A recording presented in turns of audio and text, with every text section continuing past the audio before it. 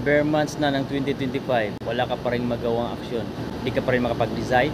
Takot ka pa rin ba mabigo? Or binabangungot ka ng iyong mga dating mga kabiguan? Huwag kang matakot. Dahil bilang isang tao, normal lang na pagdaanan natin yan. Walang tao dito sa mundo ang may perpektong nakaraan or perpektong daan at dinaanan papunta sa kanya success. Huwag magpadala sa takot sa mga adversities, heartaches, failures. Ika nga ni Napoleon Hill, every adversity, every failure, every heartache carries with it the seed of an equal or greater benefit. Saka nabanggit ko na rin sa dati kong vlog na may mga failures tayo, may mga adversities na pinagdadaanan na life-changing. Literal, di ba? Seed of equivalent or greater benefit. Yan ang nagbibigay sa iyo ng pag-asa. So syempre, di ba? Huwag nating abusuhin ang salitang pag-asa dahil nakakatamad yan.